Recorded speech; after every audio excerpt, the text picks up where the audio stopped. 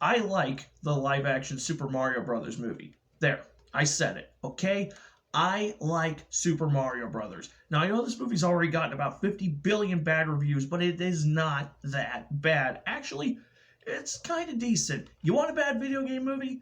You want a really bad video game movie? Try Postal. That film sucks a wet fart out of a dead rhino's ass. I'd rather play Nude Twister with George Takei than watch that film ever again. You think Super Mario Brothers is bad?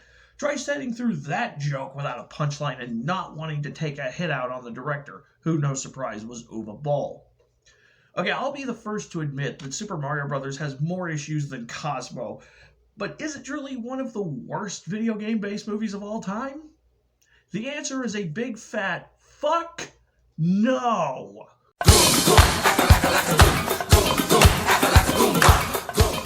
Super Mario Bros. Is a 1993 fantasy adventure movie from directors Rocky Morton and Annabelle Jankel. Stars Bob Hoskins and John Leguizamo as Mario and Luigi Mario. Yes, for real. Literally the Mario Brothers. Two Brooklyn brothers who run a plumbing business that's going on the tubes. So while out searching for new clients, they come across Daisy, played by Samantha Mathis, an NYU student digging for dinosaur fossils under the Brooklyn Bridge, whom Luigi immediately becomes smitten with. Following a dinner date, Daisy is kidnapped by two bumbling buffoons, Iggy and Spike, played by Fisher Stevens and Richard Edson, and when Mario and Luigi pursue them, the brothers find themselves transported to another dimension, a bizarre dystopian post-apocalyptic city called Dino Hatton, run by the evil King Koopa, played by Dennis Hopper. As it turns out, that meteorite that hit the Earth 65 million years ago did not kill the dinosaurs. It split our world into two parallel dimensions, one which humans evolved from primates, and one from which humans evolved from dinosaurs. And Koopa is trying to merge the two dimensions so he can rule over us all. The only ones who can truly stop him? None other than the Mario Brothers.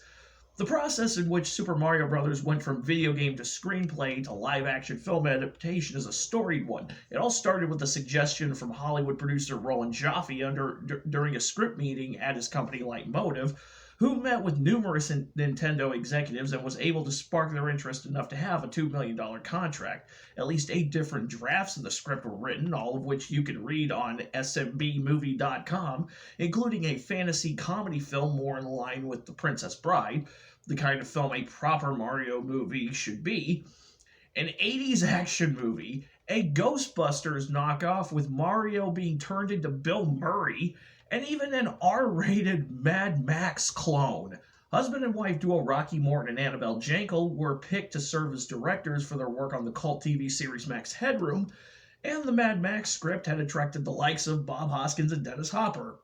Unfortunately, production was plagued with problems from the start. See, Morton and Jankel wanted a more adult-themed film and were constantly at odds with the studio, which wanted a more family-friendly film, understandably so. The two directors were fighting with each other constantly on set, never once communicating with adults, like adults, with each other, or even with the cast and crew. Bob Hoskins, who referred to the pairing as the cunt and the cow, stated once in an interview, and I quote, Super Mario Bros. Had a husband and wife directing team whose arrogance convinced everybody of their genius, but I'm afraid the genius wasn't there, and we watched this completely lost. It started off a very good script, but the first day we threw the script away, and they said, we'll do this our way. And when they'd gone over $10 million, their own agents threw them off the set. Then we said, we got to finish this film ourselves. The editor came down and said, I don't know what we're going to do. We haven't one finished single scene. So basically, in 2 weeks, we had to cobble together the film, and what could have been a very, very interesting film went up. Rubbish. Complete rubbish. I don't necessarily agree with that statement. The script was constantly being rewritten on a day-to-day basis, so much that the actors stopped paying attention and just went by what they were given daily.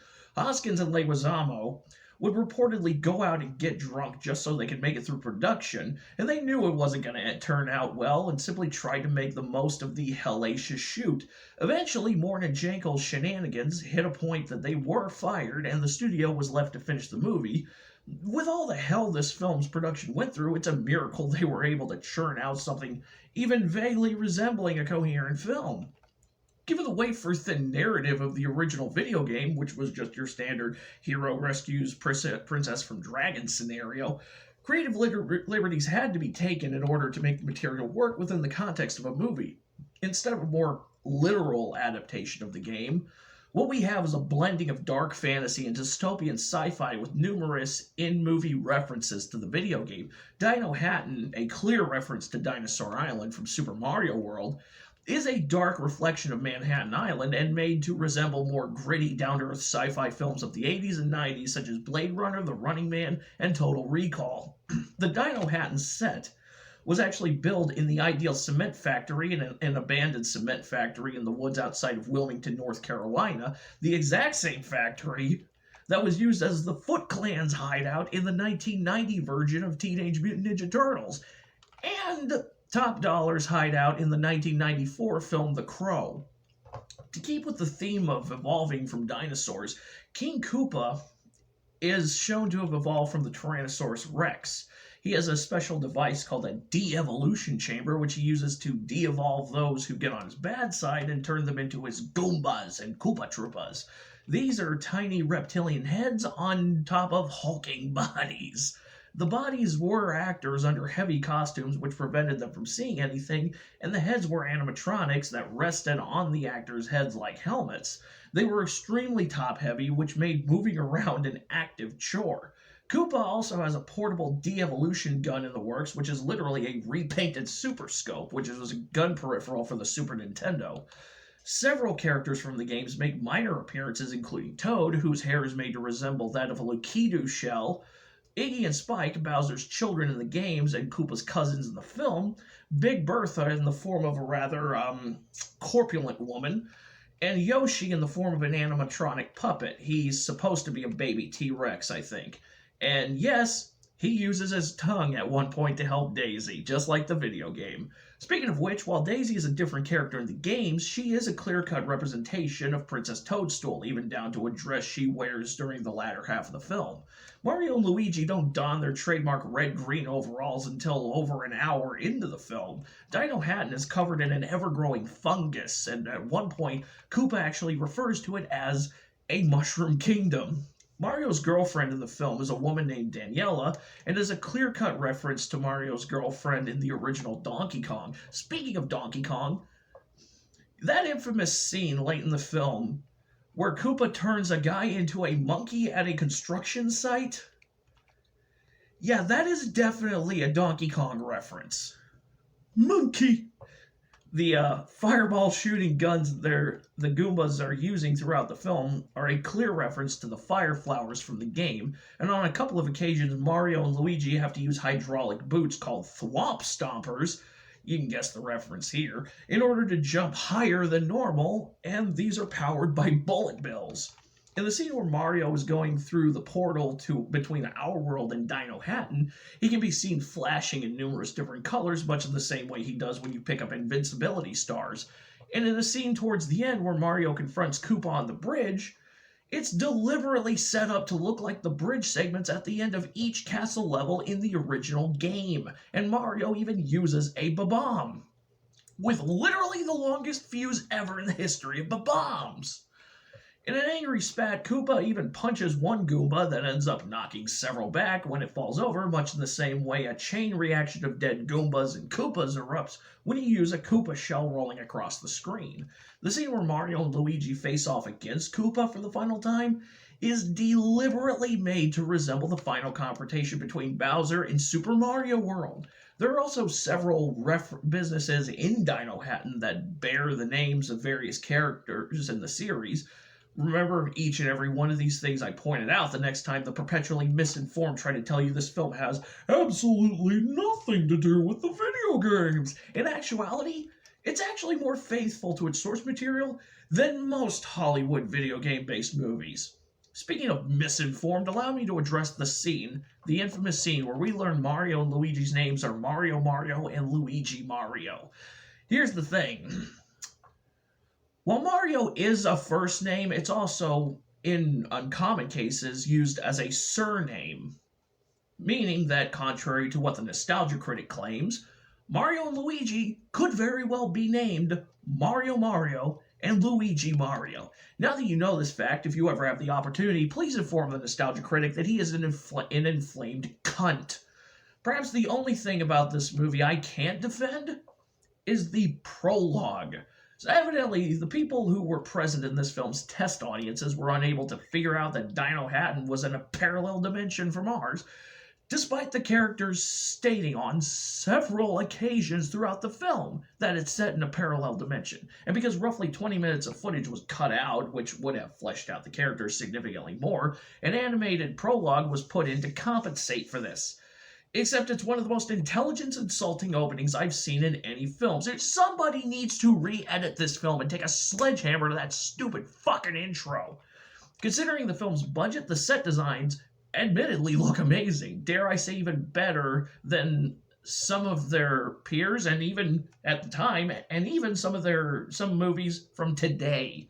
A lot of time and effort went into creating these sets, and they serve the narrative more than adequately. Cinematography ain't much to write home about, just normal, occasionally Steadicam shots, and the editing is passable at best.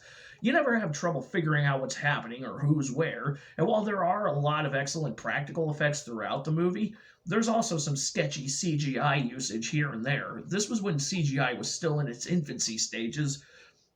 Actually, the movie was released roughly a couple of weeks before Jurassic Park, and it shows. Some of it looks fine, but most of it kind of looks cheap. The cast does what they can with the shit production they were put through. Bob Hoskins, despite being drunk for most of the production, is an excellent Mario. He plays the character the way Mario should be portrayed, a plumber with a good heart who, despite the shit that comes his way, keeps trudging forward to help his brother and Daisy. And I'd like to state for the record that Brooklyn Mario is a million times better than Italian stereotype Mario. John Leguizamo is the more sympathetic brother as Luigi. At times it seems as if he's the protagonist instead of Mario, which I'm perfectly fine with because Luigi is such an understated character in the games. If you're wondering how they're supposed to be brothers when the two actors are at least 20 years apart, there's a reason for this. While it's never overtly stated in the film, it is implied early on that Luigi was abandoned by his parents and adopted by Mario and his father. So Luigi looks up to Mario both as a brother and a father figure. Dennis Hopper outright steals the show as King Koopa. To show how in character he is as a man evolved from reptiles, Hopper is occasionally emphasizing his S's much in the same way that a lizard hisses. There's also a scene where he can be seen holding his arms at chest level to resemble a T-Rex. While he's basically a stock villain, he still has some laugh-out-loud funny moments and serves his role as only Dennis Hopper can. Samantha Mathis plays Princess Daisy, can best be described as a plot device. Fisher Stevens and Richard Edson play Iggy and Spike, Koopa's bumbling cousins, really just there to be bumbling buffoons, and not even the fun Harry and Marv type. Fiona Shaw, perhaps best known as Petunia Dursley from the Harry Potter films, plays Koopa's secretary Lena, who, let's just say, really wants some Koopa D. Truthfully, she's just there to be a total bitch. And rounding off the cast, we have psychobilly musician Mojo Nixon, who has a few scenes as Toad and only serves to explain to the brothers that they're in a parallel dimension, and Lance Henriksen, who has a cameo at the end as the true King of the Kingdom. Well, one last thing. Since Universal Studios is putting a Nintendo-themed world in their theme parks, actually since they already have, they are, at the time of my recording this video, working with Nintendo to strike up a deal to create a new CGI animated film adaptation of Super Mario's through Universal's animation studio, Illumination, the company behind Despicable Me, The Secret Life of Pets, and Sing. If this deal ends up going through, considering Illumination has yet to develop one single frame of a decent movie, as far as I'm concerned, let's hope this results in them making their first actually good film. And then, if it's a success, maybe we can finally get The Legend of Zelda made into a proper fucking movie. Illumination, do not let me down here. As for Super Mario Bros., don't believe the hate. Buy this movie. Open the door, get on the floor. Everybody want the dinosaur.